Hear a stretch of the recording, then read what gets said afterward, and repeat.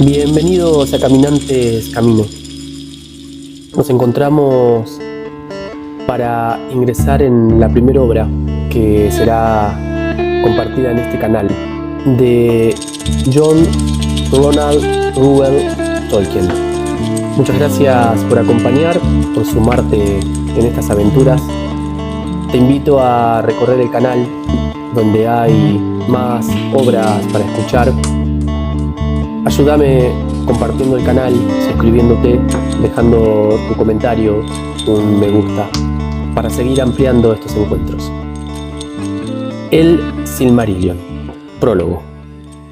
El Silmarillion, que se publica ahora 4 años después de la muerte de su autor, es una crónica de los días antiguos, o la primera edad del mundo.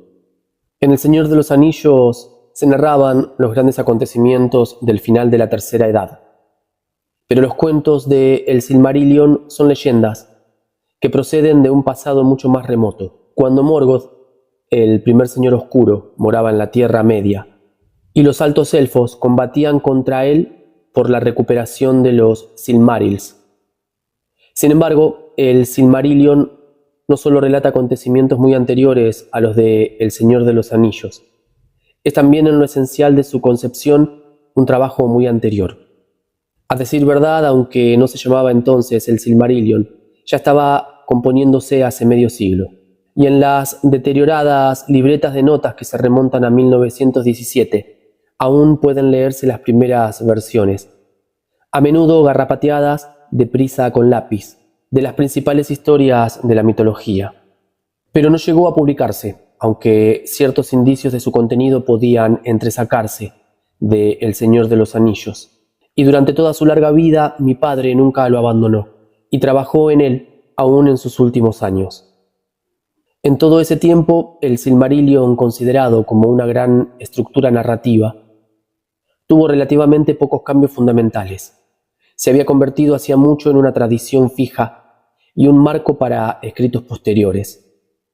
Pero por cierto, estaba muy lejos de ser un texto fijo, y ni siquiera permaneció inalterado en relación con ciertas ideas fundamentales acerca de la naturaleza del mundo que describe, mientras que las mismas leyendas volvían a ser narradas en formas más largas y más breves, y en diferentes estilos. En el transcurso de los años, los cambios y variantes, tanto de detalles como de perspectiva, se hicieron tan complejos, tan numerosos y de tan múltiples estratos, que la obtención de una versión final y definitiva parecía imposible. Además, las viejas leyendas, viejas aquí no solo por provenir de la remota primera edad, sino también en relación con la edad de mi padre, se convirtieron en vehículo y depositario de sus más profundas reflexiones. En escritos posteriores, las preocupaciones teológicas y filosóficas fueron desplazando a las preocupaciones mitológicas y poéticas, de lo que surgieron incompatibilidades de tono. Al morir mi padre, fue mía la responsabilidad de dar a la obra forma publicable. Se me hizo evidente que presentar dentro de las cubiertas de un libro único materiales muy diversos, mostrar el Silmarillion como si fuera en verdad una creación ininterrumpida que se había desarrollado a lo largo de más de medio siglo, conduciría necesariamente a la confusión y a la subordinación de lo esencial.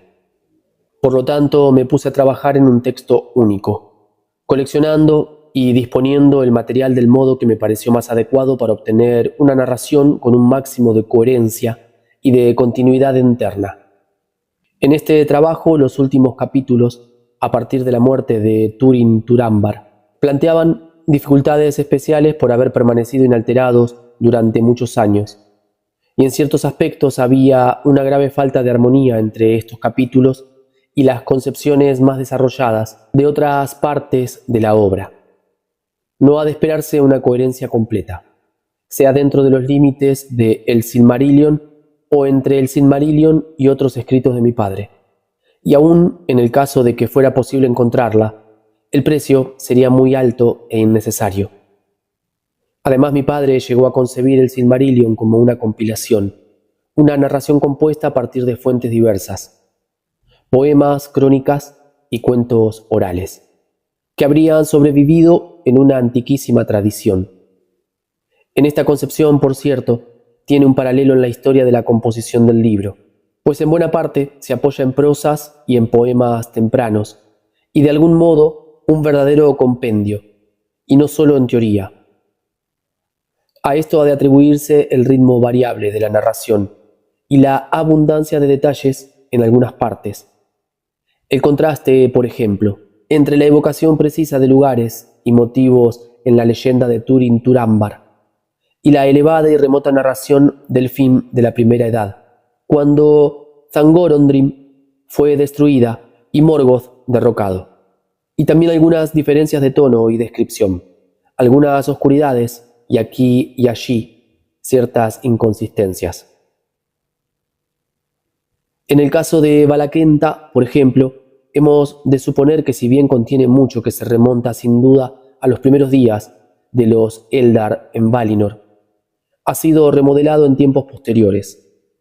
De ese modo se explica que los tiempos de los verbos y la perspectiva cambien continuamente, al punto que los poderes divinos parecen ahora presentes y activos en el mundo, y enseguida remotos, un orden desvanecido que solo la memoria conoce. El libro, aunque titulado por fuerza El Silmarillion, contiene no solo el Kenta Silmarillion o Silmarillion propiamente dicho, sino también otras 4 obras breves, Ainulindale y Valakenta, presentadas al principio. Se relacionan, por cierto, estrechamente con el Silmarillion. Pero Akalabeath y de los Anillos de Poder, que aparecen al final, son obras, es necesario subrayarlo, enteramente separadas e independientes. Se las incluye de acuerdo con la intención explícita de mi padre, y de este modo la historia se desarrolla desde la música de los Ainur, con que comenzó el mundo, hasta el tránsito de los portadores de los anillos en los puertos de Midlond, al fin de la Tercera Edad. Son muchos los nombres que aparecen en el libro, y de ellos doy un índice completo. Pero el número de personas, elfos y hombres, que desempeñan un papel importante en la crónica de la Primera Edad es mucho menor, y se los encontrará a todos en los cuadros genealógicos. Además, he diseñado un cuadro en el que se presentan las denominaciones bastante complejas de los diversos pueblos élficos y una lista de algunos de los elementos principales que se encuentran en estos nombres, y un mapa. Es posible observar que la gran cadena de montañas del este, Ered Luin o Ered Lindon, las montañas azules, aparece en el extremo oeste del mapa de El Señor de los Anillos. En el cuerpo del libro se incluye un mapa más pequeño que muestra claramente dónde se sitúan los reinos de los elfos después del regreso de los Noldor a la Tierra Media. No he querido sobrecargar el libro todavía más con cualquier clase de comentarios o notas. En la difícil y dudosa tarea de preparar el texto del libro, tuve la decidida ayuda de Guy Kay, quien trabajó conmigo en 1974-1975. Christopher Tolkien, 1977. Final de la lectura de el prólogo. Nos damos cita para próximamente encontrarnos a leer Ainulindale, la música de los Ainur. Gracias por acompañar y dejarme tu apoyo. Un gran abrazo.